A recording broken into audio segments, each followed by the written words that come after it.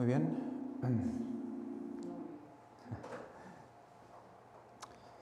Feliz sábado, bienvenidos. Vamos a empezar esta escuela sabática con una oración. Padre nuestro que estás en el santo cielo, sea santificado tu nombre, Señor. Aquí, Señor, pedimos tu Santo Espíritu. Te damos gracias por poder permitir reunirnos ahora en este nuevo local más amplio. Gracias, Señor, por todo lo que has proveído hasta hoy. Pero, Señor, te pedimos más luz. Ayúdanos a que nuestros corazones estén preparados para recibirla. Utilízanos para ser edificación de la Iglesia, del conjunto, para ser uno con Cristo y en ti, Señor. Te lo pedimos todo para perdón de nuestros pecados también. Amén.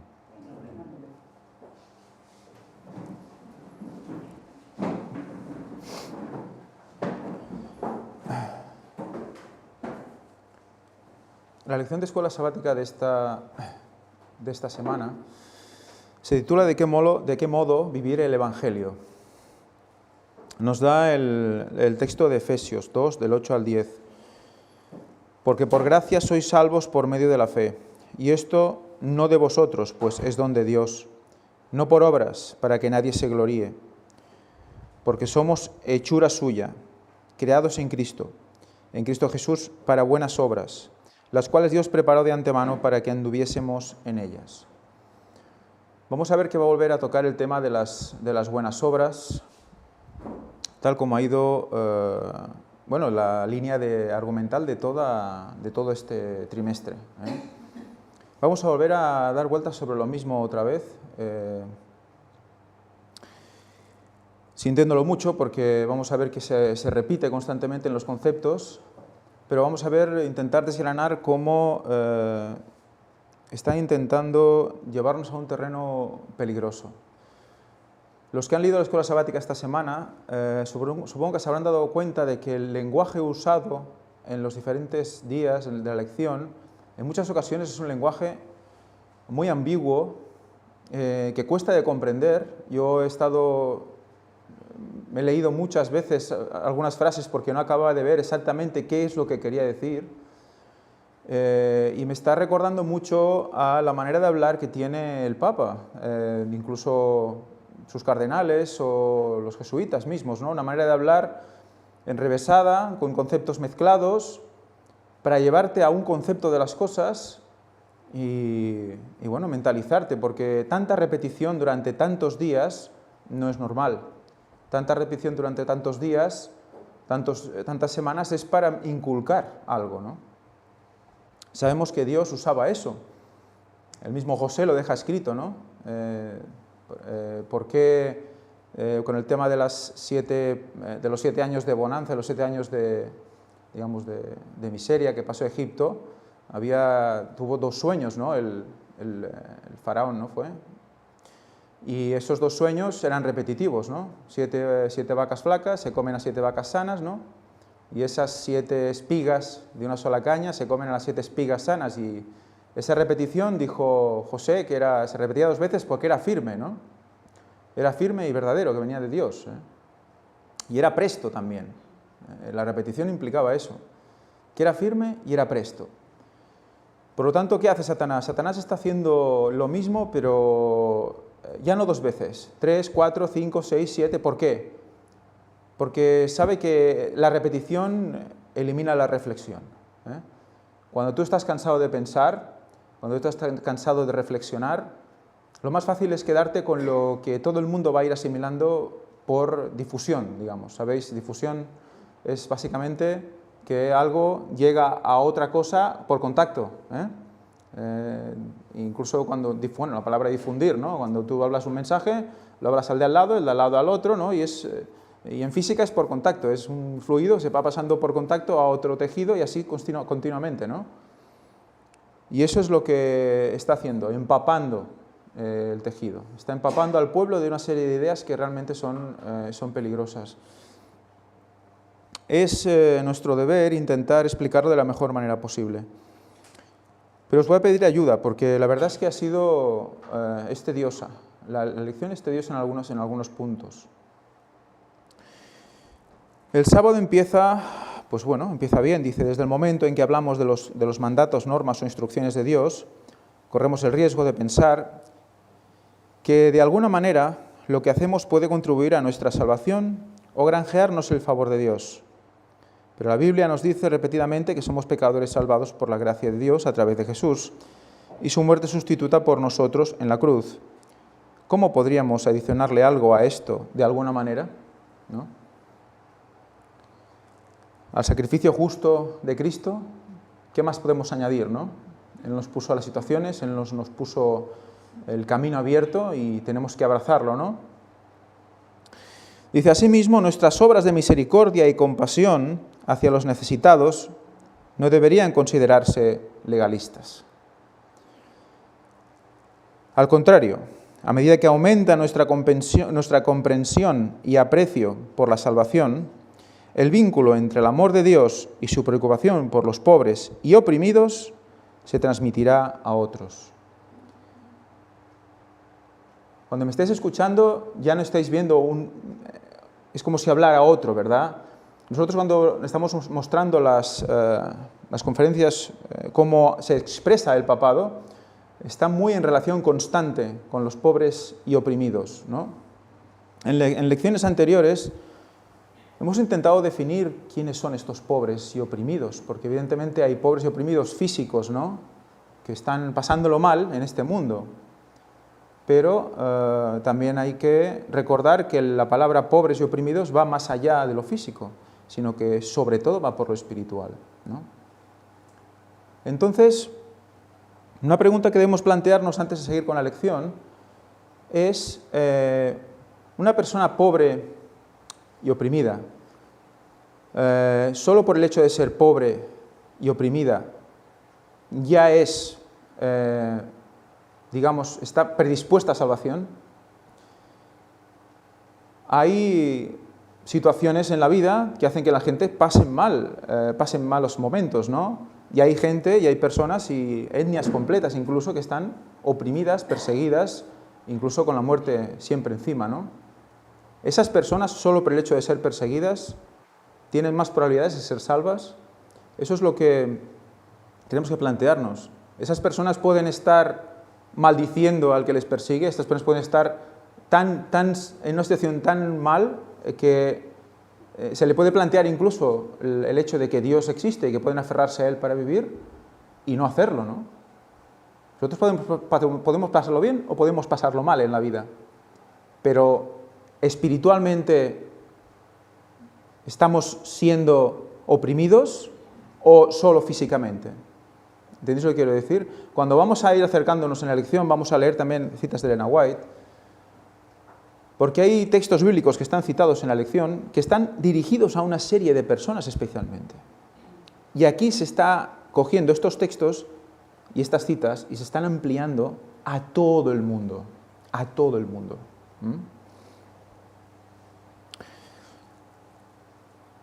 Fijaros que algunos pueden pensar, algunos pueden decir, no, es que es legalismo el hecho de, y ya están intentando quitar ya el legalismo del tema de dice, nuestras obras de misericordia y compasión hacia los necesitados no deberían considerarse legalistas, ¿no? Están intentando quitar esa parte de lo que podría ser legalismo, ¿de acuerdo? Todo se puede convertir en legalismo al final, si lo haces solo por un fin, ¿no? Bueno, pues yo hago esto porque quiero conseguir, digamos, más puntos, ¿no? Se puede convertir el legalismo igual, el hecho de ayudar a un pobre. Por lo tanto, no hay que quitarlo de ese grupo si no toca, ¿no? Al contrario, a medida que aumenta nuestra comprensión y aprecio por la salvación, el vínculo entre el amor de Dios y su preocupación por los pobres y oprimidos se transmitirá a nosotros. Lo que recibimos lo damos cuando vemos cuánto nos amó Dios. También vemos cuánto ama a los demás y también nos llama a amarlos, ¿no? Dad lo que recibís, ¿de acuerdo? Eso es lo que está diciendo. En la lección del domingo nos recuerda de tal manera amó Dios al mundo, dice Juan 3,16, ¿no? Habla de cosmos, de la palabra usada aquí para mundo, y significa el mundo con una entidad creada y organizada. Este versículo trata de la salvación para la humanidad, pero el plan de salvación también tiene implicaciones para toda la creación. Más adelante nos habla de leer Romanos 8:20 al 23. Romanos 8:20 al 23 dice: porque la creación fue sujetada a vanidad, no por su propia voluntad, sino por causa del que la sujetó en esperanza. Es un versículo quizás un poco difícil de comprender a veces, pero el hecho de que el Señor nos libere, nos dé esperanza en algo mejor que lo que estamos viviendo en esta tierra, hace que lo que estamos viviendo en esta tierra se convierta en vanidad. Entonces, debemos comprender lo que es una cosa y lo que es otra. Porque también la creación misma será libertada de la esclavitud de corrupción a la libertad gloriosa de los hijos de Dios. Porque sabemos que toda la creación gime a una, y aún está con dolores de parto hasta ahora. Y no solo ella, sino que también nosotros mismos, que tenemos las primicias del Espíritu, nosotros también gemimos dentro de nosotros mismos, esperando la adopción, la redención de nuestro cuerpo. La idea de la lección es intentarnos hacer ver que evidentemente Dios pues murió por todo el mundo, y por lo tanto debemos mirar a todo el mundo por igual para que sean salvos, y eso de hecho es correcto. Por supuesto, y esto ya es comentario del comentador de la lección, por un lado la salvación tiene que ver con cada uno de nosotros, en nuestra relación personal con el Señor, pero hay más. Y entonces, mi pregunta a la clase de hoy es: ¿hay algo más aparte de nuestra relación personal con el Señor?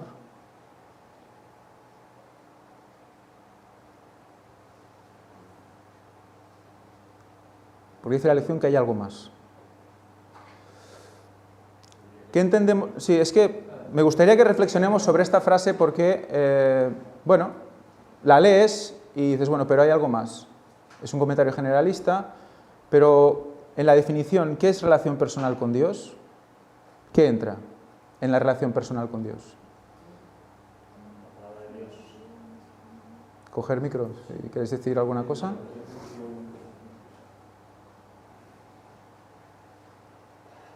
La palabra de Dios nos dice que busquemos a Dios y se nos dará ya luego todo por añadidura, ¿no? Con lo cual, buscar a Dios es todo, no hay más allá de esto, no hay nada. Buscar a Dios y encontrarlo ya te lo da todo. Tienes la plenitud, ¿no? Porque ¿qué parte de nuestra vida no influye en una relación personal con Dios? Pero dice por un lado, hay otro lado. Claro, es que...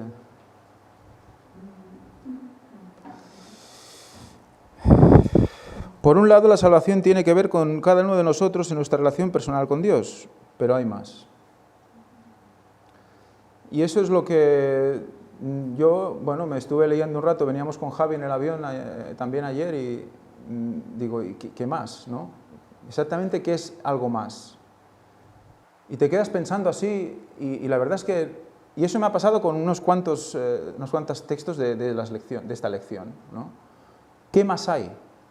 Entonces, si ya nos está diciendo que la salvación no es por obras y que tenemos que tener en cuenta que las obras son puestas, las buenas obras están puestas de antemano por Dios, ¿no? Para que nosotros pues, tomemos la mejor decisión en nuestras vidas, ¿no? Nos pone una situación para que podamos nosotros decidir en ese momento lo correcto. Eso también es nuestra relación con Dios. Entonces, ¿qué más podemos hacer? ¿O qué más hay? Y ahora habla de la justificación. Vamos a ir viendo hacia dónde va todo esto, ¿no? La justificación en realidad no se trata solamente de conseguir que nuestros pecados sean perdonados.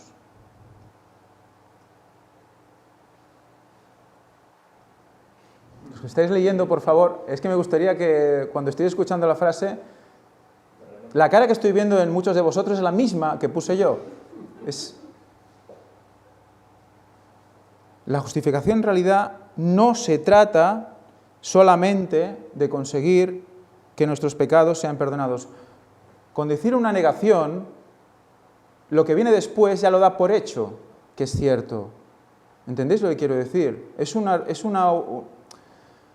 treta lingüística, gramatical, para introducir un concepto de justificación que no tiene que ver con la realidad.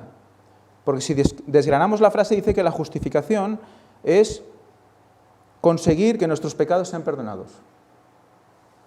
Esa es la definición de justificación. ¿Qué es la justificación? Es una pregunta a la clase. ¿Qué es la justificación? Dios paga por ti, ¿eh? Ajá. ¿Y qué podemos hacer para conseguir que nuestros pecados sean perdonados? Conseguirlo, ¿eh? ¿Qué podemos hacer para conseguir que nuestros pecados sean perdonados?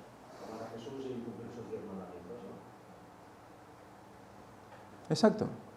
Pero ya no es conseguir que nuestros pecados sean perdonados. La justificación no es tú conseguir algo. Realmente Cristo ya te lo ha puesto. Ya te ha decretado justo, ¿no? Como decíamos ayer con Javi, que también el concepto de hacer justo, decretar justo, discutíamos también con él, ¿no? Que la Iglesia católica parece que ha abrazado más el concepto de hacer justo, la justificación te hace justo, y eso ya es como que es el total, ¿no? Te hace justo ya para siempre y casi que ya no tienes probabilidad ni de pecar, ¿no? Pero decretarte justo, ese concepto de ser decretado justo, o sea, decreto, ¿no? Un decreto es como un documento, ¿no? Que te decreta justo. A ti te decreta justo, pero tú luego eso tienes que, evidentemente, seguir ese decreto en tu vida, ¿no? Para que eso se mantenga. O sea, la justificación la tenemos, es imputada, ¿verdad? Pero luego, poco a poco, en nuestra vida tenemos que ir haciendo y siguiendo las doctrinas de lo que el Señor nos manda. Pero conseguir ese perdón, ya lo tenemos el perdón. Es un poco ponerlo delante cuando va detrás, ¿no? Una cosa es mantener el regalo en condiciones y otra cosa conseguir que te lo dé, ¿no? Conseguir la gracia o mantener la gracia, ¿no? Sí, el concepto un poco de decretar es que Él te decreta justo sin que tú hayas hecho algo. Uno lo acepta, es como cuando te dan un regalo, ¿qué has hecho? Y nada. Bueno, uno puede decir, bueno, sí, lo he aceptado, vale, pero eso no es gran cosa, no tiene gran mérito, ¿no? Aceptar un regalo. Y eso es, al fin y al cabo, la justificación. Dios nos decreta sin que nosotros hayamos hecho nada. Ya conseguir parece un esfuerzo, sí. Y la Biblia dice, ¿quién puede decir que ha limpiado su propio corazón, ¿no? Es muy ambigua la frase y transmite un conseguir por tu propio pie. Transmite, bueno, para mí está tratando de transmitir como compra esa justificación, porque al final va a parar a eso, o sea, aunque no lo diga así, ¿no? Pero el concepto que a mí me viene a la cabeza de todas estas palabras que ponen y eso es comprar esa justificación. ¿Y cómo lo puedes comprar? Pues dona el dinero para ADRA, que es el que ha escrito esta escuela sabática, sí. Y ya está, ya compra la justificación. Pero fíjate, pero hay más. Es que habéis visto lo que decía antes, ¿no? Pero hay más. Perdón. Según la lección, siguiendo este pensamiento del cual estás ahora hablando, dice que lo consigues a través de las obras. Sí. Es lo que seguíamos leyendo. La idea era seguir desgranando hasta el final. Claro, es que hay algo más. Pero hay algo más. Pero yo digo, a ver, no estamos leyendo el versículo que nos da Efesios de la presentación, que esas buenas obras eran puestas por Dios ante nosotros.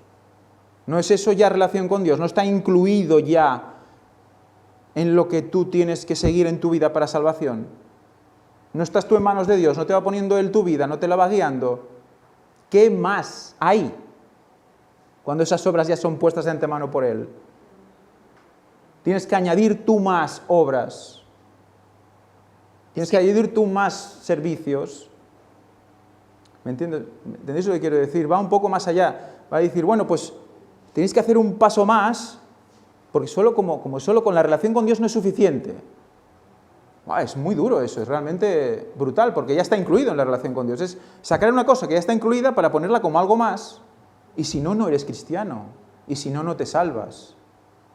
Es que yo el como concepto que... es muy bestia, ¿eh? Porque estamos en un párrafo de 10 líneas, pero que da miedo.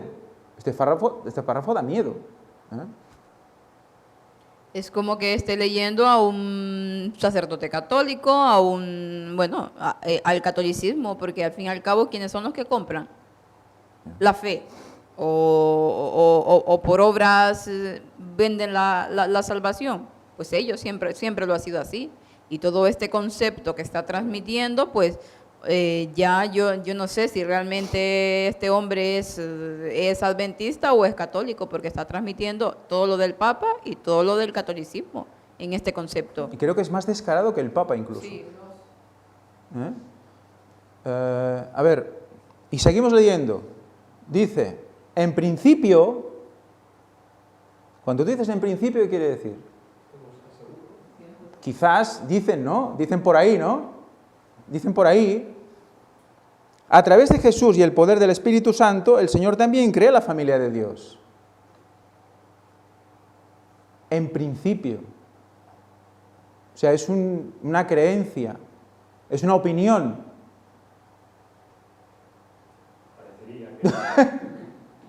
Ah, ¿no? ¿Y cómo se crea la familia de Dios? ¿No se crea así? A través de Jesús y por el poder del Espíritu Santo, el Señor va añadiendo cada vez a los que han de ser salvos, ¿no? Entonces, ¿eso es una duda? ¿Es un tema en discusión teológica hoy en día? No, ¿no?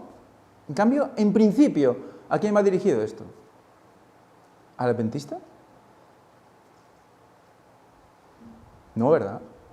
Esto va dirigido a un ateo, quizás a alguien que, para limar un poquito la conciencia de lo que es Dios y lo que no es, ¿no? En principio dicen los religiosos, ¿no?, que el Espíritu Santo y el poder de Jesús es lo que necesitamos para ser una familia de Dios. En principio. ¿Qué están haciendo? Están bajando el mérito de Cristo, otra vez, ¿no? Están quitando el mérito de Cristo que está implícito en tu relación con Dios, para poner otro mérito más fuera, que es ese algo más, que lo tienes que hacer tú. Porque con eso no es suficiente, ¿no? Y eso no quiere decir que nosotros no tengamos que vivir nuestra vida en Cristo, pero están quitando algo de ahí dentro, que ya está todo incluido, para decir, hay algo más. Es realmente viciante, esto es horroroso, o sea, no tiene una palabra eso, para definirlo. Y liante al máximo, liante al máximo.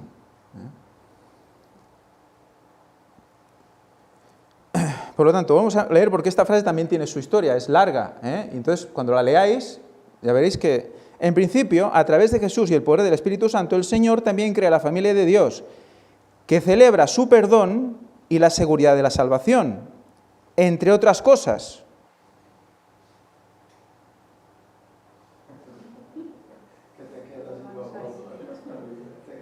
Celebras el perdón, la seguridad de la salvación, entre otras cosas. Y yo pregunto a la clase, ¿qué otras cosas celebramos, aparte del perdón y la seguridad de la salvación?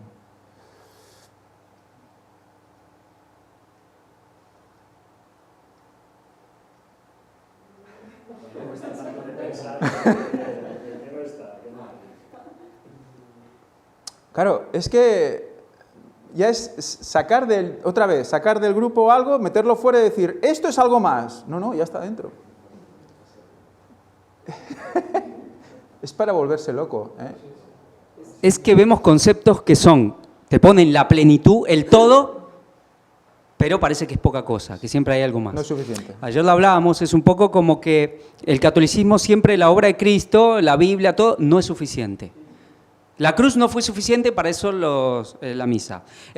Cristo no es suficiente, para eso la Virgen, el Papa. La Biblia no es suficiente, para eso las tradiciones. Nunca es suficiente lo de Dios. Tienen que venir ellos, tenemos que estar nosotros a hacer otras cosas, porque no es suficiente.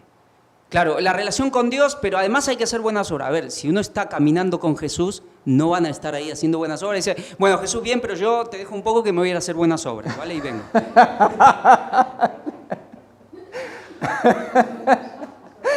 Muy buena, esa es la manera de expresarlo. Yo me he liado un poco más, es eso.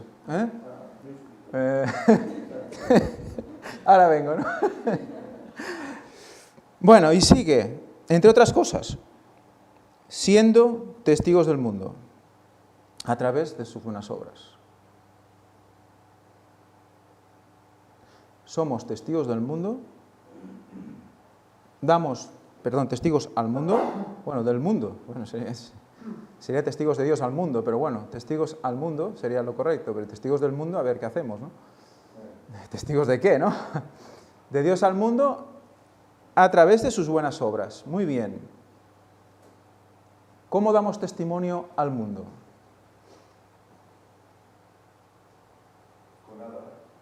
Con Adra. Exacto. A través de nuestras buenas obras. Vamos a definir qué es una buena obra. ¿Qué son buenas obras? Porque la lección lo tiene muy claro, ¿eh? Lo que son buenas obras. Luego lo veremos.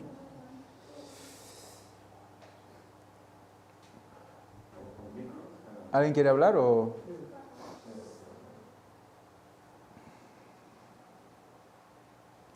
De obras, una buena obra sería dar bien el mensaje de los tres ángeles más el cuarto. Si hay amor al mundo, a las personas que viven en este mundo. Exacto. La obra principal del pueblo de Dios, ¿qué es? ¿Cuál es la obra principal del pueblo de Dios? Que hay un título aquí, de ver la lección, ¿cómo se llama? Ah, sí, ¿de qué modo vivir el Evangelio? ¿Cuál es la obra principal del pueblo de Dios? Dar el Evangelio. ¿Eso es una buena obra? Es la gran obra, ¿verdad? Con esa obra los oprimidos y los pobres van a ser saciados, van a ser liberados de su opresión. Espiritualmente sí, Claro. materialmente a veces no. Eso ya. De hecho, probablemente esos más oprimidos y más pobres sean creyentes del pueblo de Dios, del mismo pueblo de Dios. Vamos a ver por qué. Es que todo esto está dirigido a alguien. Todo esto es, cuando vemos los textos, veamos las citas un poco, está dirigido a alguien muy concreto. Lee Juan 3, 16 y 17. ¿Cómo contribuye el versículo 17 a una comprensión más amplia del versículo 16?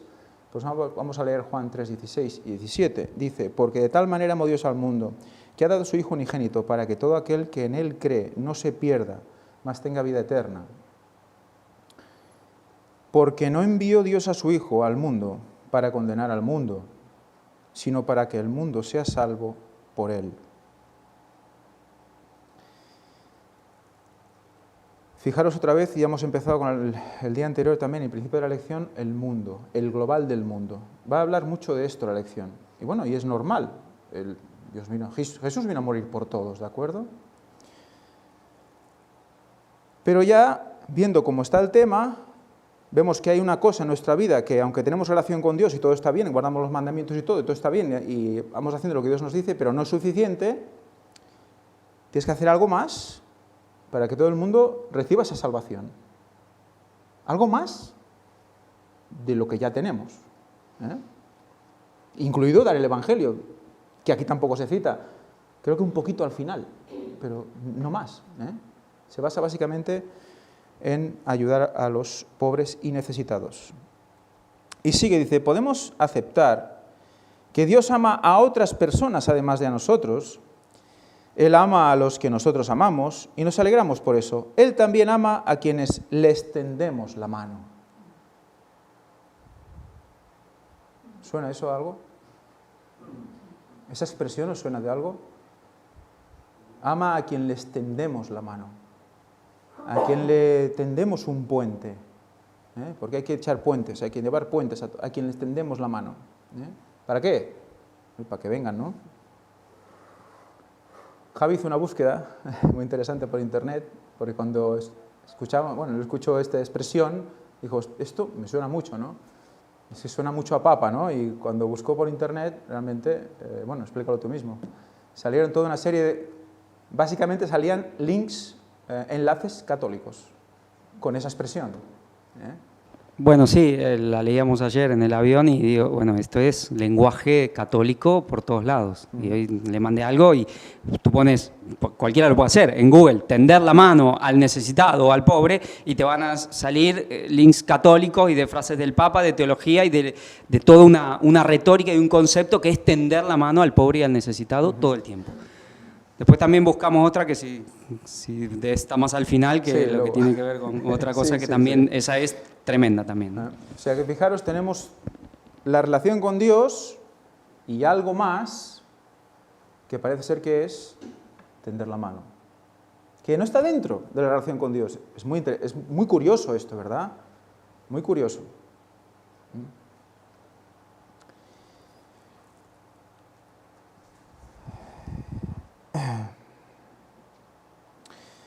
Claro, nos pone Juan 3:16 porque habla de amar a todo el mundo. Evidentemente tenemos que amar a todo el mundo, incluso a nuestros enemigos, ¿no?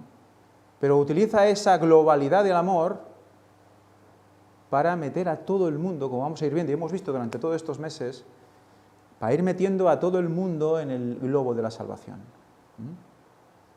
Vamos a ir viendo.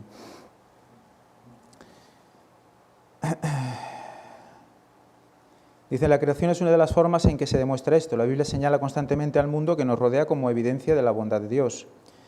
Él hace salir el sol sobre los malos y buenos y hace llover sobre justos e injustos. Sabiendo lo que sabemos, leyendo todo esto que estamos leyendo, ¿veis cómo es poco tedioso poner estos versículos aquí?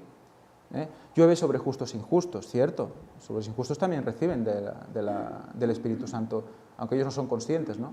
Dicen, qué mala suerte, qué buena suerte, pero no, es todo lo que reciben viene de Dios también. Tendrían que dar gracias, pero no son conscientes, ¿no? Y hace salir el sol sobre buenos y malos. O sea que la creación está hecha para que todos vivamos en ella, tanto los que serán salvos como los que no, ¿no? Eso es evidente, ¿no? Por lo tanto hay que ir a por ellos, pero eso ya está dentro de la relación con Dios, no está fuera. Esto ya está implícito. Incluso la vida misma es un regalo de Dios. Independientemente de la respuesta o actitud hacia Dios, cada persona recibe ese don. Eso me gustó de la lección. Lo tengo marcado en verde. En rojo lo otro, esto en verde. Es un concepto que muchas veces olvidamos, ¿no? La vida como don que ya viene por defecto, que no somos conscientes, que ya todos estamos disfrutando de la vida y sabemos que ¿quién mantiene nuestros cuerpos con vida? Es Dios, dice la palabra de Dios, dice Elena White, ¿no? En Él vivimos, nos movemos y somos, dice la Biblia, la palabra de Dios. Entonces, eso nos lo da a todos por defecto. Ahora, ¿qué hacemos con esa vida? ¿No? A nivel de salud, por un lado, después a nivel espiritual y de vida social, ¿qué hacemos con esa vida? ¿No? Eso es lo que realmente tenemos que valorar, ese regalo, ¿cómo lo tratamos? ¿No?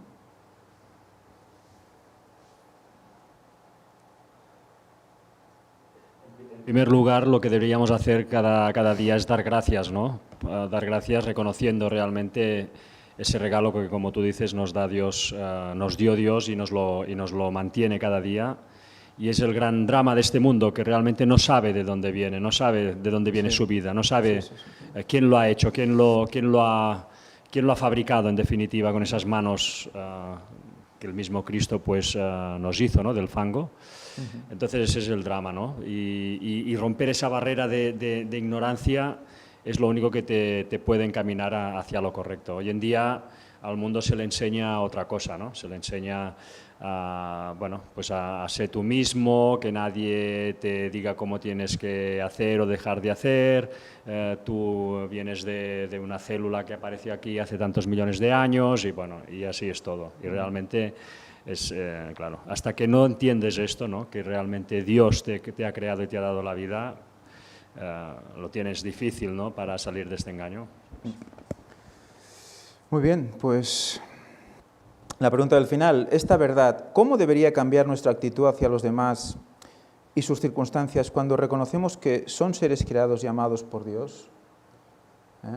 Está preparando un terreno, ¿de acuerdo? Ahora veremos para qué. Es ver a los demás y decir, claro, ellos también necesitan de Dios. Entonces hay que ir a por ellos, ¿de acuerdo?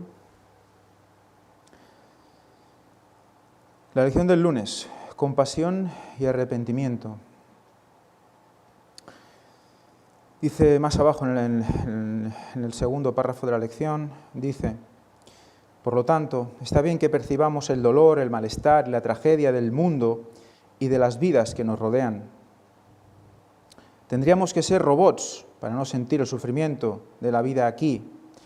Los lamentos del libro de Salmos, las tristezas de Jeremías y los otros profetas, y las lágrimas y la compasión de Jesús demuestran lo apropiado de este tipo de respuesta al mundo y su maldad en particular a aquellos que a menudo se sienten afectados por ese mal. Fijaros cómo nos pone en una situación de luchar contra el mal del mundo. Si os fijáis en la última frase, demuestra que lo apropiado de este tipo de respuesta al mundo y su maldad, y en particular a aquellos que a menudo se sienten afectados por ese mal. Habla de la compasión que sintió Jesús, ¿no? Cuando dice Jesús lloró, nos cita varios textos al respecto después, ¿no? Si queréis los podemos leer. Dice, al ver las multitudes tuvo, eso es Mateo 9:36, y al ver las multitudes tuvo compasión de ellas porque estaban desamparadas y dispersas como ovejas que no tienen pastor. Lucas 19, del 41 al 42. Y cuando llegó cerca de la ciudad, al verla, lloró sobre ella, diciendo, oh, si también tú conocieses a lo menos en este día lo que es para tu paz, mas ahora está encubierto de tus ojos. Juan 11:35 dice, Jesús lloró. Todas estas situaciones de tristeza están enmarcadas en la compasión hacia la pobreza, enmarcadas hacia la tristeza por la pobreza del mundo en general.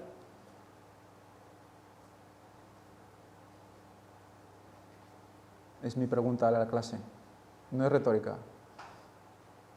Por la pobreza espiritual.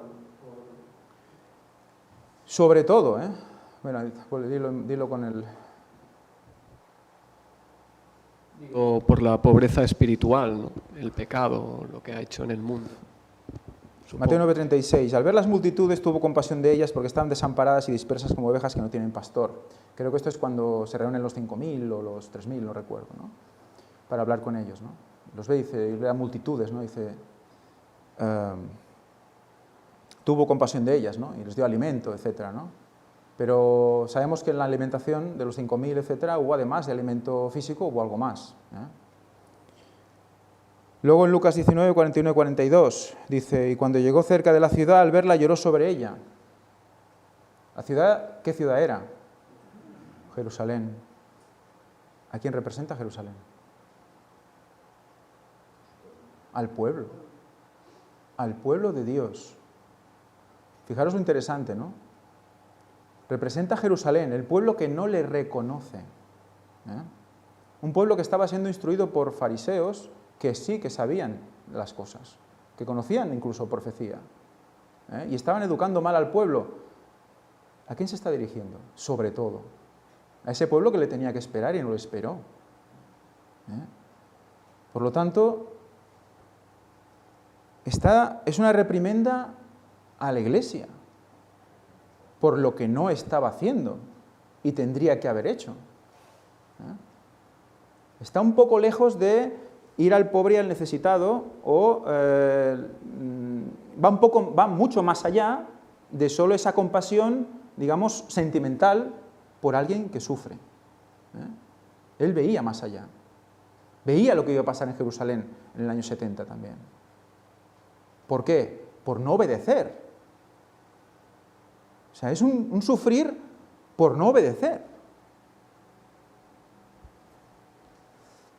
Yo me imagino que para Dios, más duro todavía que ver a la humanidad perecer, es ver que las personas que tienen el conocimiento, que en principio han aceptado y que deberían estar dando el mensaje para que esas personas puedan ser salvas, ese pueblo, ese remanente, pues no debe haber nada más doloroso para Dios que ver cómo se tuerce, ¿no? Y cómo deja de hacer esa labor para conformarse al mundo. Eso es muy grave, ¿no? Es realmente la situación que es lo que lo hace llorar. Y eso ya pasó en Jerusalén, como decías tú, y está pasando ahora también. Cuando ve que esa iglesia que debería de estar despertando al mundo, lo que está haciendo es poco a poco conformándose, como vemos en estas lecciones, ¿no? Es una reprensión a la higuera estéril, al pueblo de Dios que no salió a hablar de Dios a los demás, se quedó enquistado en él mismo. Entonces, ¿por qué recibe ese ataque luego de Roma? Esa opresión, porque murió mucha gente allí. Eso es lo que vio él también, el sufrir de esas personas. ¿Por qué? Porque no obedecieron. Se pasaron por alto la profecía. Entonces, es mucho más poderoso el mensaje que no solo compasión sentimental por la gente pobre. Parece que lo que necesita el mundo es pan y circo, y ya está. Sí, sí. Y dice, a lo menos en este día lo que es para tu paz, mas ahora encubierto de tus ojos. ¿Qué es para tu paz? Estaba él ahí, ¿no? Se había manifestado y estaba ahí, ¿no? Y en parte también era esa acacia en medio del desierto, ¿no? Él y sus discípulos, ¿no? La gente veía a él y nadie más hacía lo que él, ¿no? Lo mismo el tercer Elías y el cuarto ángel, cuando lo has dicho, ¿no? La mención rápida era eso, ¿no? En un desierto donde no hay agua, o el agua que hay es contaminada o amarga, ¿no? Hay una acacia que se mantiene en medio del desierto y que es la referencia, además, para los que caminan por ahí, ¿no? Que se nutre del agua más profunda, decías, ¿no? De la verdadera, de la más pura, digamos, ¿no? Del antaño, el agua de antaño. Por lo tanto, esos que sufren no se dan cuenta de los que están escribiendo la lección que son ellos mismos, porque están siendo los que están negando y están dando patadas al aguijón, como comentabas, ¿no?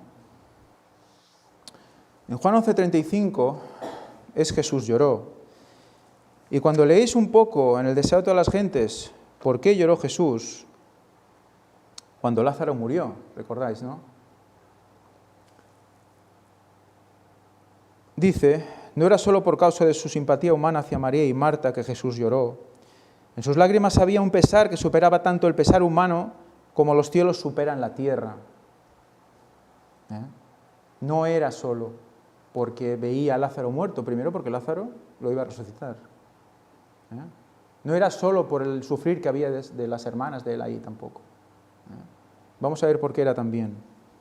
En sus lágrimas había un pesar que superaba... bueno, eso ya lo he leído. Cristo no lloraba por Lázaro, pues iba a sacarlo de la tumba. Lloró porque muchos de los que ahora estaban llorando por Lázaro pronto maquinarían la muerte de quien era la resurrección y la vida. O sea, los fariseos. O sea, descendencia directa, ¿a dónde nos lleva? Catolicismo vaticano. ¿De acuerdo? Y por lo tanto, todos los que comulguen con él. ¿Por quién lloró Jesús? Por los que han escrito esta lección.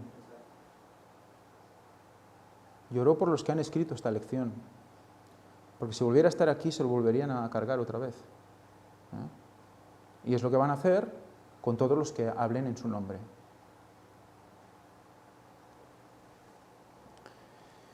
Pero cuán incapaces eran los judíos incrédulos de interpretar debidamente sus lágrimas. ¿Se están interpretando bien aquí las lágrimas de Jesús?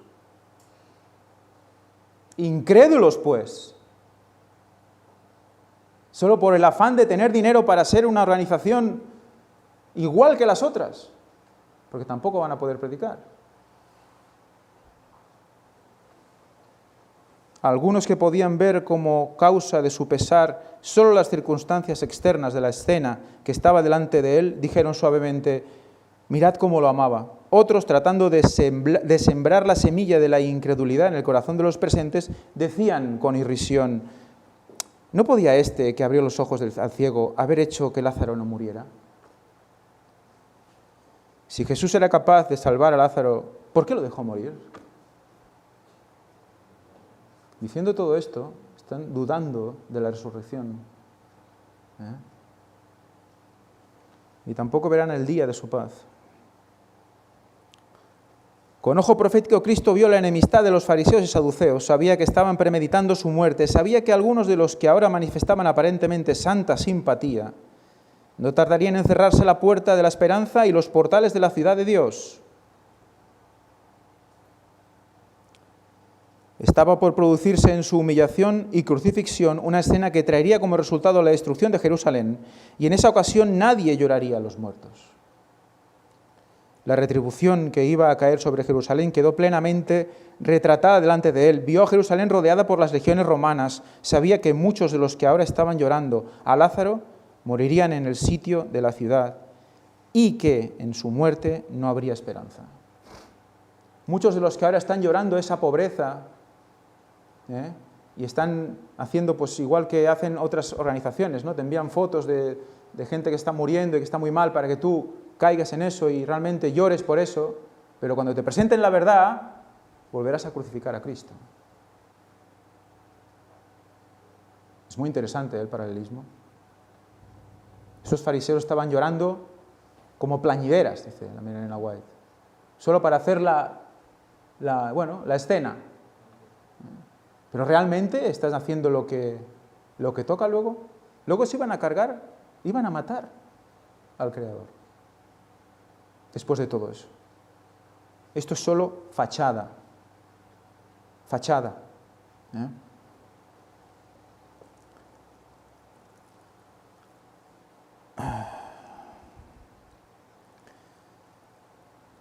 Sabía que muchos de los que ahora estaban llorando a Lázaro morirían en el sitio de la ciudad y que en su muerte no habría esperanza.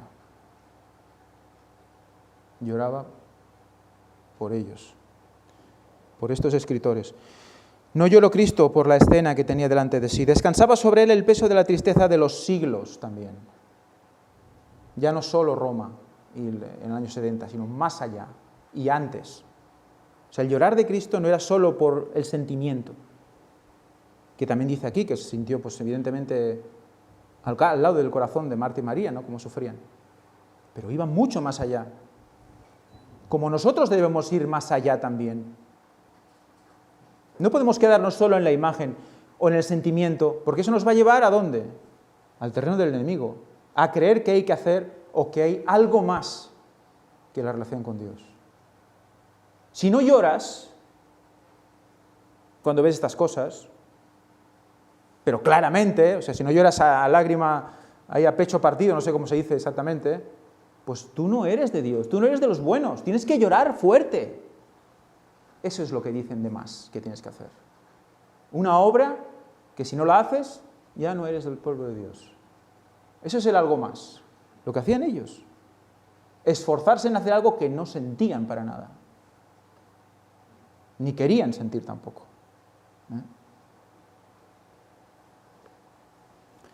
Vio los terribles efectos de la transgresión de la ley de Dios.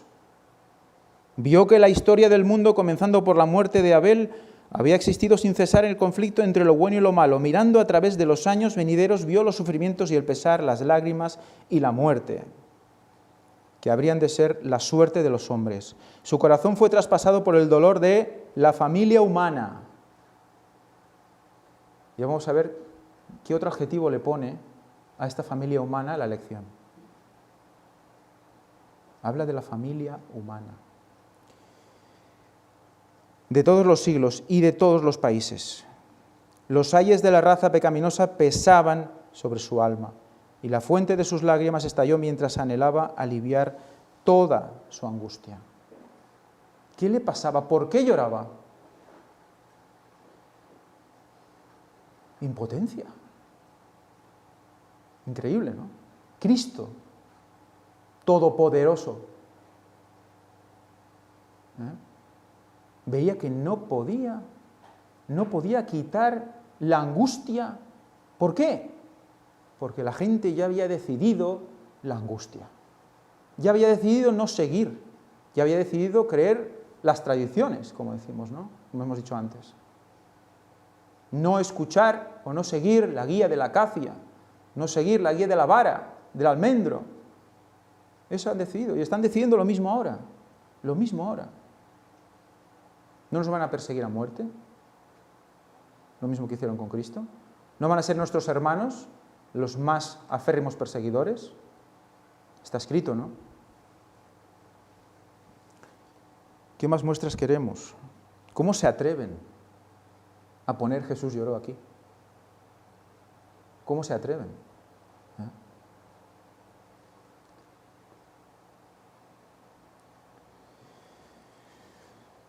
Vamos a seguir. La lección del martes. Efesios 2, del 8 al 10 es el versículo para memorizar que hemos visto.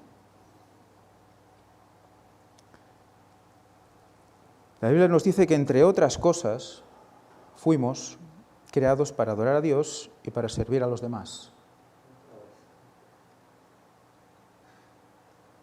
Entre otras cosas. ¿Podéis mencionarme alguna otra cosa aparte de adorar a Dios y servir a los demás? ¿Sabe alguien alguna otra cosa? ¿Alguna otra cosa, por favor?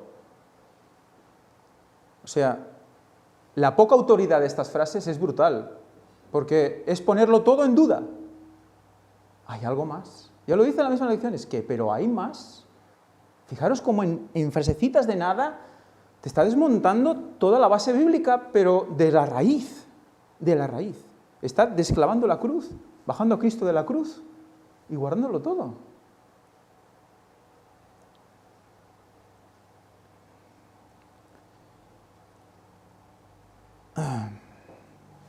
Más abajo dice, por lo tanto, incluso en medio de esta existencia profanada, nuestra vida llega a ser más plenamente hechura de Dios.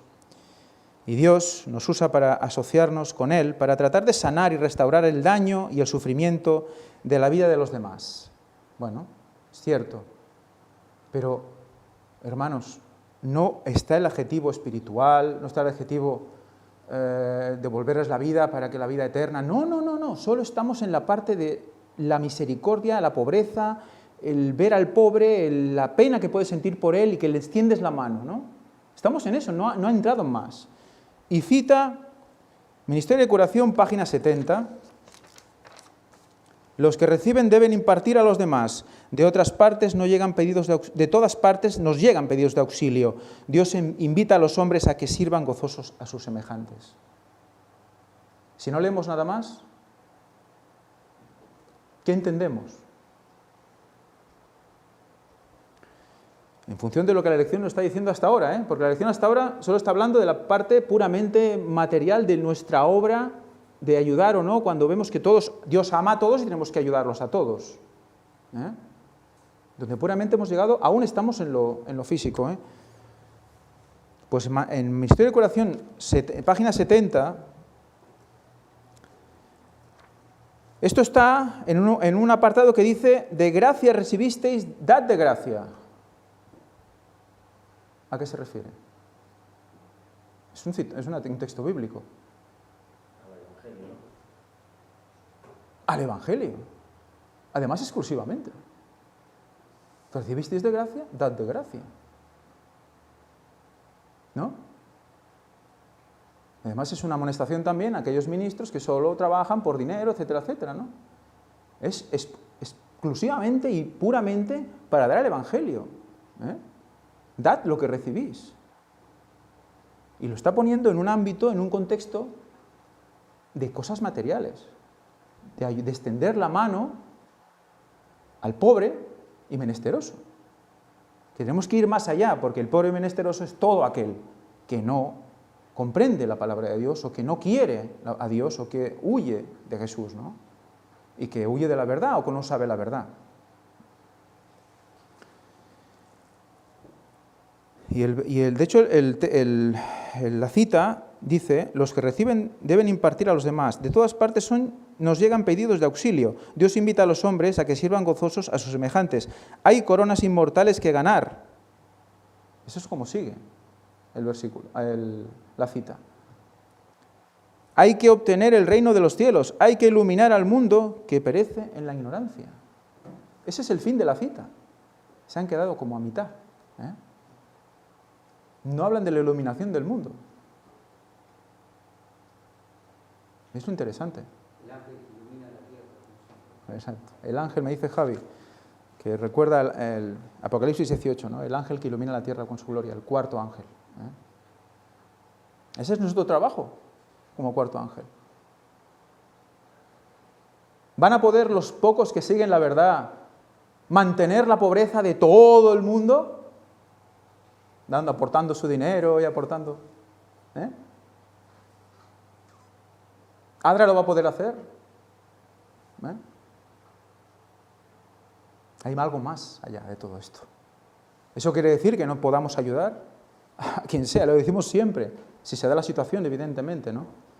Pero vamos a ver algo más de esto si nos da tiempo. Buah, madre mía, qué tarde. Bueno.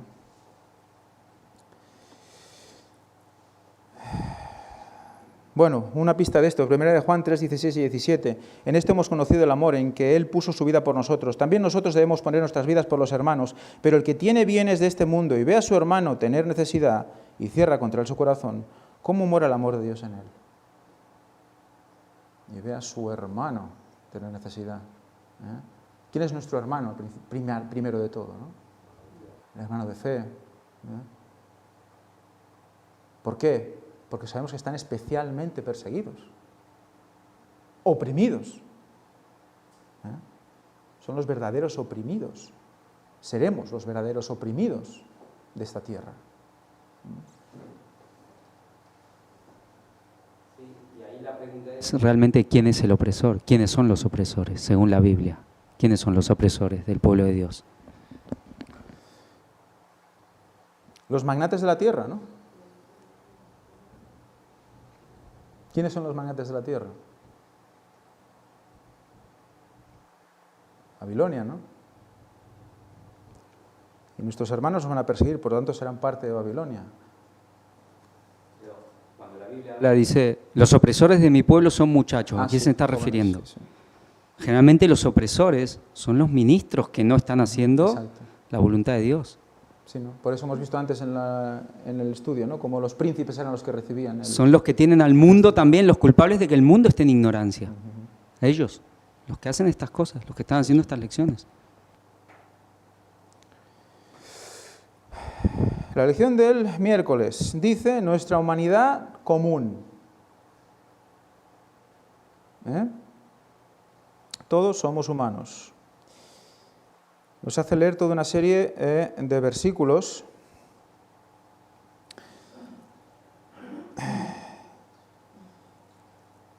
Malaquías 2:10. ¿No tenemos todos un mismo Padre? ¿No nos ha creado un mismo Dios? ¿Por qué, pues, nos portamos deslealmente el uno contra el otro, profanando el pacto de nuestros padres? Hechos 17:26.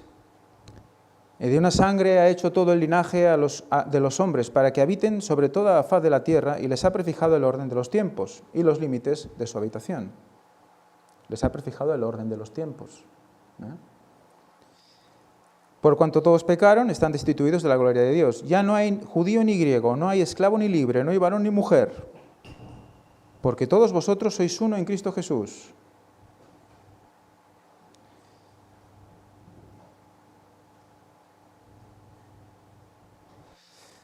Ostras, ¿dónde está esto ahora? Espérate. Es que se me ha ido. Se me ha ido lo que tenía subrayado, es curioso. Bueno.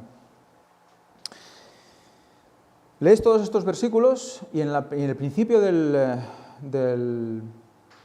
este día, que justamente se me ha borrado la subrayada que tenía de este momento, pues nos íbamos a dejar lo que habías dicho tú antes. Leyendo esto, de que todos evidentemente estamos, digamos, todos tenemos un mismo Padre, etcétera, etcétera, que todos pecamos, ya no hay judío ni griego, no esclavo ni libre, ni hombre ni mujer. En el principio del miércoles nos dice, en su ministerio y sus enseñanzas Jesús instó a una inclusión radical. O sea, todos pueden entrar. Inclusión radical.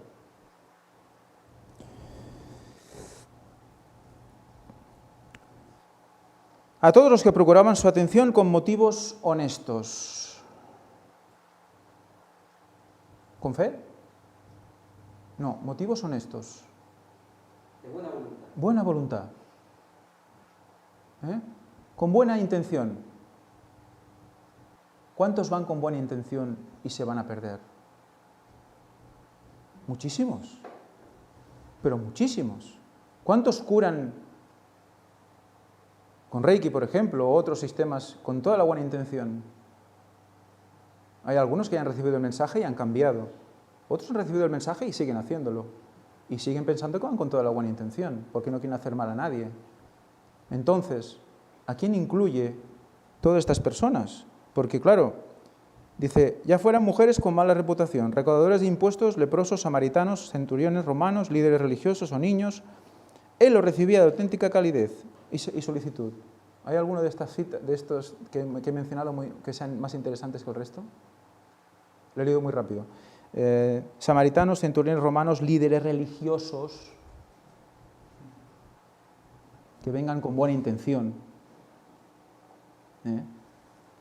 con honestas intenciones, de unidad. Vamos a hablar, vamos a mirar lo que nos une, no lo que nos separa. Inclusivo.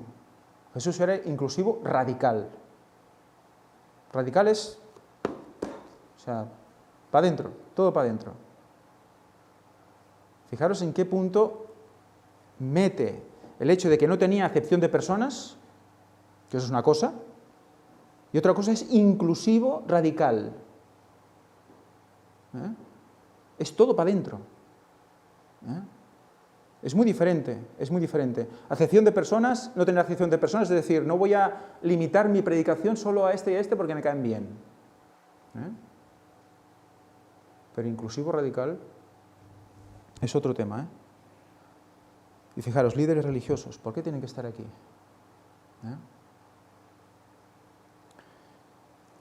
Bueno, evidentemente también aceptó a fariseos que se arrepintieron, por supuesto. Pero vemos por dónde va la cosa. La humanidad común, dice, ¿no? Y ahora la subrayada que yo tenía, pues se me ha ido.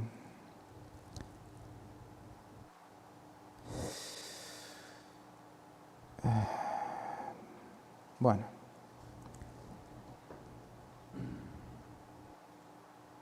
Las buenas intenciones que hablábamos antes, ¿no?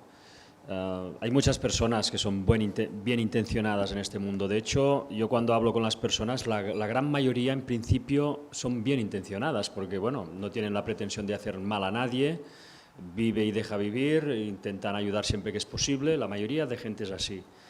Pero hay un factor clave, ¿no? Que es el tema de la sinceridad. La sinceridad respecto a la verdad de dónde viene todo esto. Ahí está el punto clave, yo creo, ¿no? De la buena intención, porque en cuanto a ti se te da un mensaje que te abre la puerta a dar una solución a ese gran enigma que todos tenemos o hemos tenido, cómo respondas a esa puerta que se abre es la buena intención para mí, ¿no? Si esa puerta que se abre tú pues te interesas e indagas, ahí sí se ve una buena intención. Puedes estar equivocado, venir del error, pero hay una buena intención en ti, que es salir de ese error, ¿no?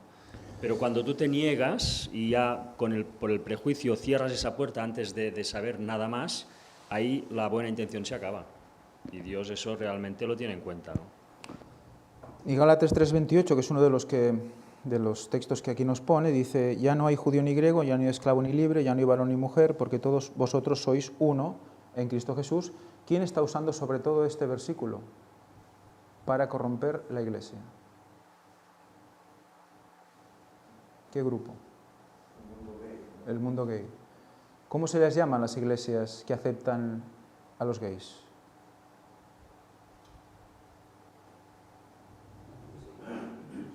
Iglesias inclusivas.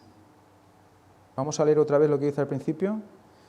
Jesús instó a una inclusión radical. ¿Vemos un poquito el tema? O sea, ¿ves los conceptos como va metiendo la lección en los conceptos? O sea, ¡pum! Inclusión radical. Y resulta que, ¿cómo se denominan las iglesias inclusivas? Que lo incluyen todo, incluido eso. ¿Jesús aceptaba eso? No aceptaba eso. ¿No? O sea, hay toda una serie de matices. Si lo ibas a comentar, pero está la pregunta. Sí, sí, eso dice, está... tu iglesia es una comunidad en la que no hay diferencia, citando esos versículos, donde todos son uno en Cristo. ¿Cuán inclusiva es tu iglesia? ¿Cómo podría mejorar en ese sentido? La gente que inclusive no se lo quiere creer o el que quiere saber más, que busque, que ponga en Google iglesias inclusivas y van a ver lo que hay ahí. ¿Quiénes son esas iglesias? Sí, la verdad, es impresionante. Y bueno, vamos al jueves, pero bueno, el miércoles ya nos dice, hablando de Gálatas 3:28, que es un resumen teológico de la historia práctica que Jesús contó sobre el buen samaritano. En lugar de discutir sobre a quién estamos obligados a servir, simplemente vayamos así y sirvamos. Y quizá incluso debemos estar preparados para que nos sirvan quienes tal vez no esperamos. El elemento común de la familia humana mundial se concreta en un nivel más elevado. Atentos a esta frase porque es muy interesante y me gustaría que alguien me la explique. El elemento común de la familia humana mundial se concreta en un nivel más elevado en la familia común de quienes están unidos por el Evangelio. Lo puedo repetir las veces que quieras, pero vamos a quedar igual cada vez. El elemento común de la familia humana mundial se concreta en un nivel más elevado en la familia común de quienes están unidos por el Evangelio. Yo lo que entiendo es que la familia mundial está por encima de la familia unida por el Evangelio. Y lo vuelvo a leer, e intento no ser malintencionado, porque a lo mejor dices, bueno, es que a lo mejor estoy siendo sesgado porque ya estoy muy condicionado por lo que estoy leyendo. El elemento común de la familia humana mundial se concreta en un nivel más elevado en la familia común de quienes están unidos por el Evangelio, por el amor salvífico de Dios, que nos llama a la unidad en Él. ¿Vale? La familia común no creyente parece que es más importante que hay que ir a buscarla, ¿no? La familia común hay que ir a buscarla, es un nivel superior. O sea, ese algo más que dice que hay, parece que está, claro, está fuera y hay que ir a buscarlo, pero ese concepto ya está dentro de lo que es la relación con Dios, que es ir a buscar al no creyente, al gentil, al que no conoce, ¿no? Predicando. Bueno, si podéis ver cuando pueda presentar, si Dios quiere, el día que pueda presentar algo, lo que el Papa está diciendo en Mozambique y ahora será en Madagascar, que ya está allí, os vais a quedar impresionados porque todo lo que se está comentando aquí prácticamente está saliendo allí, en boca del Papa. Prácticamente es lo mismo. Y la verdad es que es bastante, bueno, ya no sabes ni qué adjetivo buscar para poder determinar o calificar realmente cómo todo lo de allí lo está impregnando dentro en la Iglesia adventista. La verdad es que te das cuenta que todo lo que se está haciendo como una gran trenza de lo que está haciendo el Vaticano en todas partes al mismo tiempo, es impresionante ver cómo está confluyendo dentro de la propia denominación adventista. Hablábamos de la Amazonia, hablábamos anteriormente de los rohinyas, y así hemos ido viendo cosas que el papado ha ido presentando como grandes desgracias, pero que siempre va asociado a un mensaje de esta familia común para el bien común, y que lo importante no son las discrepancias, sino que es mayor lo que nos une, que todas las religiones nos llevan hacia la bondad y hacia Dios, y que no importa nada más. O sea, esta es la clave de todo. Total ecumenismo absoluto. Se está buscando el gobierno mundial, y para conseguir el gobierno mundial se debe pasar por esta transición sí o sí, no hay otra. Por eso la comunión con la ONU en todo lo que están diciendo. Y por eso los países tienen que estar claudicando esa línea de pensamientos. Pero lo peor es que no son solo los países, los gobiernos, son las iglesias. Y que lo hagan el resto de iglesias lo entiendes, pero que lo haga, tristemente, la iglesia que debería estar dando la nota de alarma, porque todo esto estaba escrito que sucedería y no lo dicen, es vergonzoso. Pero bueno, es lo que decíamos, habrá un remanente del remanente y lo está viendo ya, gracias a Dios. Porque esto va a seguir así aún un tiempo más. La denominación se va a ir directamente de cabeza para abajo porque está aceptando todos estos conceptos y los está transmitiendo a la feligresía, y la feligresía ni se entera. Al contrario, lo apoyan, porque son razonamientos que aparentemente son sumamente lógicos, si no sabes el trasfondo, claro. El papado, lo mismo que hizo antaño, lo hace ahora, y ahora aún lo está perfeccionando más que antes. Porque antes no necesitaba de muchas cosas, ahora lo mueve todo con tantos hilos y en más partes aún a la perfección. Por eso están cayendo prácticamente todos. Y por eso, cada cosa que presentemos denunciando estas cosas, la mayor parte de gente lo va a ver como si fuera un atentado a nivel terrorista mundial, porque vamos a ir contra el bien común por decir la verdad, que como le pasó a Jesús, la dijo y ya sabéis cómo terminó. Bueno, no terminó, porque gracias a Dios resucitó, y con nosotros tendrá que hacer lo mismo. Y fijaros cómo sigue luego, después de lo que acabamos de hablar, en este contexto, dice, porque por un solo espíritu fuimos todos bautizados en un cuerpo. Sean judíos o griegos, sean esclavos o libres, y a todos se nos dio el beber de un mismo espíritu. Dentro de esto. O sea que, sacado de contexto, metido en una globalidad que realmente se confunde, porque es media verdad. No es que sea mentira, es media verdad. Y vamos al jueves. El Evangelio Eterno se titula. Dice, la invitación evangélica y el llamado transformador a toda nación, tribu, lengua y pueblo se ha mantenido a lo largo de toda la historia cristiana. Sin embargo, Apocalipsis describe una proclamación renovada de este mensaje en el tiempo del fin. Las buenas nuevas sobre Jesús y todo lo que esto conlleva. Los tres ángeles, ¿no? Pero se queda en el primer ángel y analiza, bueno, podemos leer el primer ángel, y vio volar por el medio del cielo a otro ángel que tenía el Evangelio eterno para predicarlo a los moradores de la tierra, a toda nación, tribu, lengua y pueblo, diciendo a gran voz, temed a Dios y dadle gloria, porque la hora de su juicio ha llegado, y adorad a aquel que hizo el cielo, la tierra, el mar y las fuentes de las aguas. Luego nos ponen Juan 3,16 otra vez, que dices, Juan 3,16, ¿cuál es la denominación que más utiliza Juan 3,16? El evangélico, ¿verdad? Constantemente Juan 3,16, porque de tal manera amó Dios al mundo, que ha dado a su Hijo unigénito, etcétera, etcétera. Y dice Apocalipsis 14,7, reúne tres elementos clave que ya hemos analizado en este estudio de la preocupación de Dios por el mal, la pobreza, la opresión a lo largo de la historia bíblica. Y yo leo Apocalipsis 14,7, diciendo a gran voz, temed a Dios y dadle gloria, porque la hora de su juicio ha llegado, y adorad a aquel que hizo el cielo, la tierra, el mar y las fuentes de las aguas. Y eso es preocupación por la pobreza y la opresión a lo largo de la historia bíblica. Fijaros un momento, porque es poner un trocito así, explicar un trocito así de un pedazo de mensaje.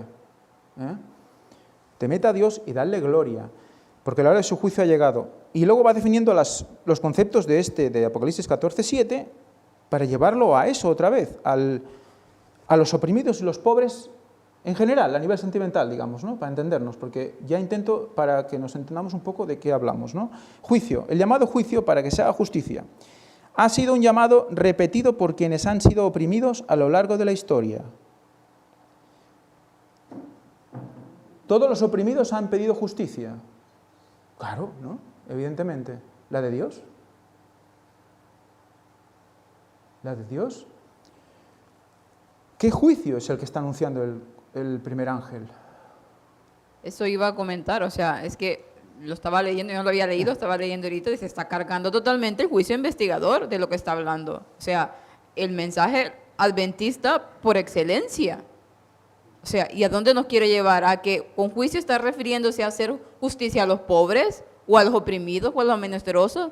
Y ahora respondo un poco aquí a una de las personas que están en el chat de Escuela Sabática diciendo que nosotros estamos rizando el rizo, repitiendo todo el tiempo sobre lo mismo, pero es que lo que está diciendo aquí es muy grave y lo que nosotros pretendemos darle a conocer a la gente, sobre todo al pueblo adventista, que aún hay pueblo adventista sincero dentro de las iglesias, es que vean que realmente se está llevando el mensaje adventista a la porra totalmente. Entonces, ¿qué queremos? Que despierten, no es rizar el rizo, es dar la voz de alerta a las personas para que se den cuenta.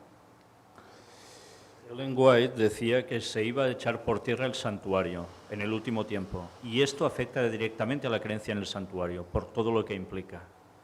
Se está cumpliendo la profecía, Afortunadamente, la Biblia presenta a Dios como el que escucha el clamor de los que están en peligro, como se expresa a menudo en los Salmos. Por ejemplo, aquellos que son tratados injustamente consideran que el juicio es una buena noticia.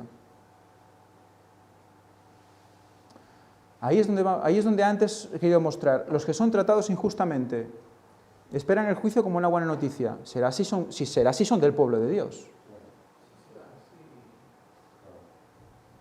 O solo por estar sufriendo físicamente en la tierra ya son salvos por defecto. Pero claro, el juicio será justo y si han sufrido van a ser salvos. Un momento. Hasta que el Evangelio no llegue a todo el mundo, no es el fin. Tienen que aceptar el Evangelio también. Es impresionante el concepto.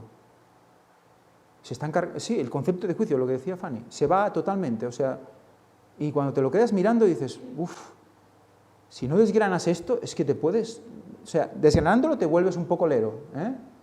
Pero es que cuando ves realmente dónde nos están llamando, vamos, te vuelves, bueno, dices, pero ¿esto qué es, no? Adoración. Los escritos de los profetas hebreos a menudo vinculan los temas de la adoración y las buenas obras, especialmente cuando se compara la adoración de quienes afirmaban ser el pueblo de Dios con los errores que cometieron y perpetuaron. En Isaías 58, por ejemplo, Dios preparó explícitamente que la adoración que Él más deseaba era actos de bondad y el cuidado de los pobres y necesitados. Isaías 58, 6 y 7. ¿Alguien lo puede encontrar un momento? Isaías 58, 6 y 7.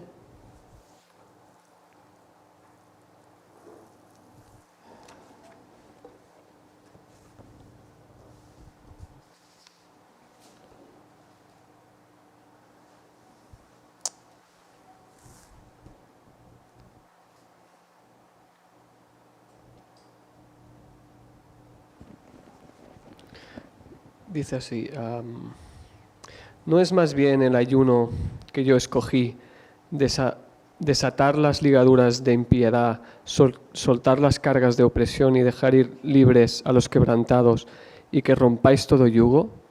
¿No es que partas tu pan con el hambriento y los pobres errantes albergues en casa, que cuando veas al desnudo lo cubras y no te escondas de tu hermano?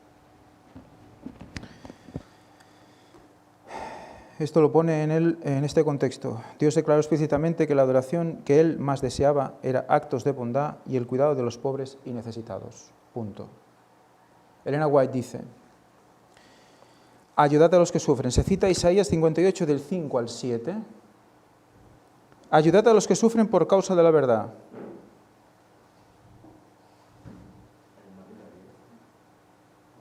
¿Habéis escuchado lo que he dicho? Ayudad a los que sufren por causa de la verdad. La causa de Dios abarca a cada santo necesitado y que sufre. No debemos elegir egoístamente a unos pocos parientes y amigos para ayudarles, permitiendo que nuestra obra termine con esto. Debemos ayudar a todos los necesitados de que tengamos noticia, pero especialmente a los que están sufriendo por causa de la verdad. ¿Cuánto matiz falta en toda la lección? ¿Cuánto matiz falta? Dios nos hará responsables si descuidamos esa obra.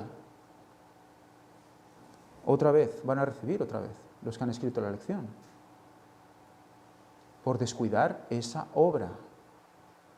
Porque todos los recursos para ayudar a según qué personas que seguro lo necesitan para poder comer y tal, pero si no les puedes hablar, te quedas igual, y en cambio, los recursos que deben ir también a predicar la verdad presente no llegan allí. Entonces, lo que decíamos el otro día. Sí, y esto está invirtiendo totalmente los papeles. Y con respecto a lo del juicio, ¿quiénes son los que tienen hambre y sed de justicia? Acá lo que está hablando es de justicia social. ¿Es socialismo cristiano esto? Exacto. La justicia del hombre. Es una justicia de hombre, ¿no? Como pueblo que obra justicia, dice. O sea, obrar justicia, dice, todo lo que hemos leído es como pueblo que obra justicia. Obrar justicia es esto. Ayudar a los necesitados, sobre todo por causa de la verdad. Debería ser nuestra primera opción. ¿No obedeceremos las condiciones que Dios ha establecido y seremos hacedores de su palabra? A ver, hay más comentarios, no los voy a leer todos, porque los quería leer todos, de hecho, porque es brutal. Solo leo los títulos. Los cristianos no son un conjunto de plañideras. Primer título. Segundo, no tienen valor las manifestaciones externas solas. Sobre el versículo 6, no se deben colocar yugos. ¿A qué se refiere con liberar yugos? Vamos a luchar contra ese magnate opresor que está machacando a ese pueblo, a esos trabajadores, y lo vamos a hundir en la miseria. Vamos todos, va a coger vuestras azadas, a coger vuestros cuchillos o lo que sea, ir a por él. Eso es liberar yugos, ¿no?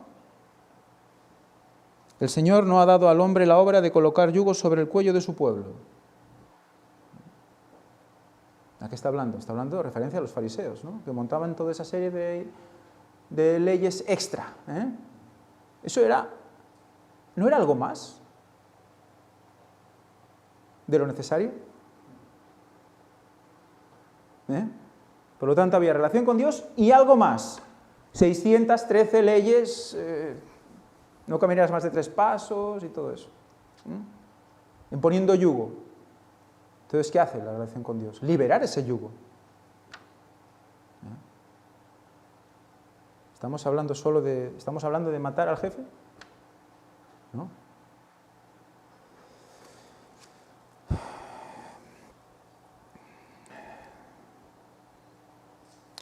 Bueno, la creación, como ya hemos visto, uno de los elementos fundamentales del llamado de Dios a la justicia es la familia común de la humanidad. La familia común de la humanidad. Que todos somos creados a su imagen y llamados por Él, que todos tenemos valor ante sus ojos y que nadie debe ser explotado ni oprimido por la ganancia injusta ni la codicia de los demás. Evidentemente que no. Pero estas personas no van a clamar por justicia real si no conocen a Dios.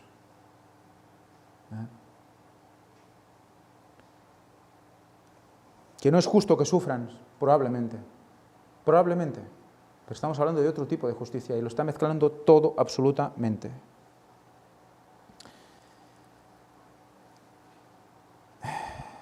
Por lo tanto, incluso en medio de las cuestiones relacionadas con la adoración verdadera y falsa y la persecución, Dios tendrá un pueblo que defenderá lo que es justo, los mandamientos de Dios y la fe de Jesús.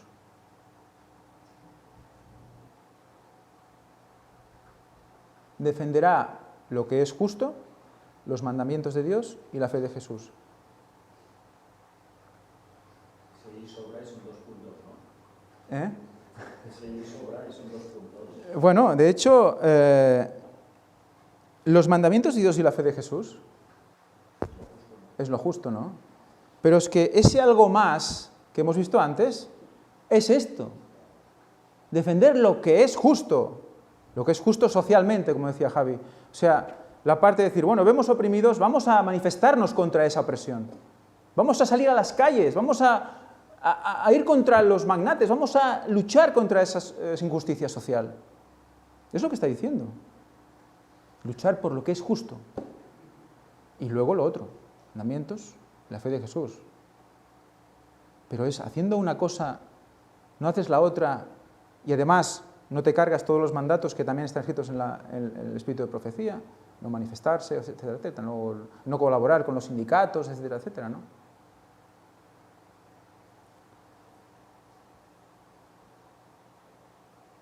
Incluso en medio del peor de los males, evidentemente. ¿Cómo encontrar formas de servir a los necesitados y al mismo tiempo compartir con ellos la esperanza y la advertencia que se encuentra en el mensaje de los 3 ángeles? Es que yo ya lo sé. O sea, quiere mezclar los 3 ángeles con el tema de la ayuda a los pobres, o sea, de ayudar físicamente a los pobres con algo. Ir allí a darles de comer. Mezclar eso. Y que se concentre en eso. Porque es ese algo más que necesitas para la salvación. Hay algo más, recordad lo que dice la lección al principio, pero hay algo más. Y ya es el final. Hay citas de Elena White. Dios reclama toda la tierra como su viña, aunque ahora esté en manos del usurpador, pertenece a Dios. Es suya tanto por redención como por creación. Cristo hizo su sacrificio por el mundo. De tal manera amó Dios al mundo que ha dado a su Hijo unigénito. es mediante este único don que se imparten todos los demás dones a los hombres. Aquí está diciendo que eso es suficiente. Por este único don se imparten los demás dones a los hombres. Y algo más. Pero hay algo más. Sí, porque aquí el planteamiento es que es muy grave y es un cambio radical, digamos. Lo que está hablando de que lo que necesitamos para ese perdón de los pecados, para esa salvación, son esas obras. Ahora, ¿qué es lo que necesita nuestro prójimo? Es decir, ¿qué es lo importante? ¿Qué es lo que necesita él para ser salvo? ¿Lo que yo hago por él? ¿Las obras que yo puedo hacer por él? ¿O lo que hace Cristo por él? Lo que hizo, lo que hace y lo que hará Cristo. Eso es lo que la gente necesita y es el planteamiento que está siendo totalmente cambiado. ¿Y cómo se da cómo se da? Eso es un mensaje que se da por palabras. Claro. La fe viene por el oír. Por el oír. Y con respecto, digamos, a lo que comentó Fanny y la gente está del chat, espero que sigan viendo todavía esta gente adventista, bien de iglesia. Uno ve, lamentablemente, que mucha de esta gente está a la defensiva. Claro, por un lado es verdad que Satanás aprovecha ciertas situaciones y la misma apostasía para levantar gente y grupos que es verdad que son muy despiadados y violentos y algunos están en herejías, pero terribles, antitrinitarios y que se dedican a atacar grandemente a la iglesia. Y muchos por esto dicen, bueno, ¿ves? Es mejor estar acá. Pero también se ponen en una cuestión muy defensiva y se empiezan a adoptar una posición de que, bueno, la iglesia es la que tiene la autoridad. En la Iglesia Católica hubo una disputa teológica sobre quién tenía la autoridad, la Iglesia o la Biblia. Hay uno de estos santos, Santo Tomás Moro, que hizo un poco lo concluyó en un estudio que hizo, decretando que la autoridad la tiene la Iglesia. Y eso es lo que se está viendo en la Iglesia Adventista. Se está tomando la autoridad la Iglesia. Lo que diga la Iglesia es un poco como los testigos de Jehová. La verdad es esos folletos que nos da el cuerpo gobernante de allá en Manhattan. Esa es la verdad y eso es lo que hay que creer. Y acá hay un poco de eso, es defender a ultranza lo que dice la Iglesia oficial. Y lo que se está planteando acá es que lo están llevando a la perdición. Es una voz de alarma que se lo están llevando a la perdición. Y que por lo menos usen la cabeza porque al aceptar como dogma todo lo que están diciendo, están cerrando la mente ya al discernimiento y a lo que el Espíritu Santo puede hacer en ellos. La capacidad de reflexión, la capacidad de la libertad de conciencia. Están anulando su conciencia para creer ciegamente lo que les dice la Iglesia Adventista, como es el Espíritu Católico y como toda secta, digamos. Yo espero que esta gente recapacite realmente. Sí, porque fijaros, definíamos buenas obras, decíamos, bueno, la mayor obra, la más buena era, ¿qué? Dar el Evangelio, ¿verdad? Bueno, pues la lección del martes, que no lo hemos leído, lo tenía y tampoco está apuntado, no estaba subrayado, es, nuevamente, no hacemos buenas obras, fijaros, una negación otra vez, ¿no? Para decirlo luego algo que se reconoce como verdad, ¿eh? Dice, nuevamente, no hacemos buenas obras, entre paréntesis, cuidar a los pobres, animar a oprimidos, alimentar a los hambrientos, cierro paréntesis. Para obtener salvación o reputación ante Dios. O sea, no hacemos las buenas obras, abre paréntesis, ayudar a los oprimidos, tal. O sea, buenas obras es eso. Buenas obras es eso. Esta lección habla de eso. No nos engañemos, no habla de impartir el Evangelio a todo el mundo, no habla de eso. De hecho, no lo dice. No lo muestra así. Está hablando exclusivamente de eso. Y acoge los versículos bíblicos, los versículos bíblicos, los citas de Elena White, para meterlas en esa dirección y anular a la gente, como ha dicho Javi. Para que solo tengamos el concepto de dibujos animados, de las películas, rico, malo, pobre, bueno, pum, pum, y ya está. Y nada más. Bueno, ya es muy tarde. Y bueno, la conclusión, el resumen, sí que es verdad que dice, ¿cómo podemos encontrar el equilibrio adecuado para hacer el bien a los necesitados por la única razón de que ellos lo necesitan y nosotros podemos ayudarlos, mientras que al mismo tiempo nos acercamos a ellos con las verdades del Evangelio? Eso es lo que dice la lección y hay que reconocerlo. Dice, ¿cómo podemos aprender a hacer ambas cosas? O sea, primero dice todo esto, tergiversa todos los versículos, todas las citas, y luego, ¿cómo podemos hacer ambas cosas? Así seguro que no. Todo es la verdad del Evangelio. Claro. La verdad del Evangelio es todo. Ese algo más, ¿no? Están poniendo todo el rato como algo más el ayudar a los demás, como algo más. ¿No? La verdad del Evangelio también es ayudar al prójimo, ¿no? Bueno, lo está dejando aparte para que alguien se lleve el mérito de eso. Resumen, el amor de Dios, según se expresa en el plan de salvación y se revela en la vida y el sacrificio de Jesús, nos ofrece perdón, vida y esperanza. Como receptores de esta gracia buscamos compartir esto con los demás, no para obtener la salvación, sino porque para ello hemos sido creados y recreados. Como tal, el Evangelio transforma las relaciones y nos impulsa a servir especialmente a los más necesitados. Y se acaba, ¿eh? Pero no hay, bueno, el concepto de la verdad presente, la mención especial al tiempo final, en qué tiempo estamos viviendo y qué realmente importa, lo que decía Javi, ¿no? ¿Qué es lo que importa realmente? Y se está cubriendo todo en ayudar a los necesitados. Y evidentemente es un amplio concepto que hay que definir, ¿eh? Bueno, se ha hecho lo que se ha podido, es muy tarde, mis disculpas, vamos a acabar con una oración.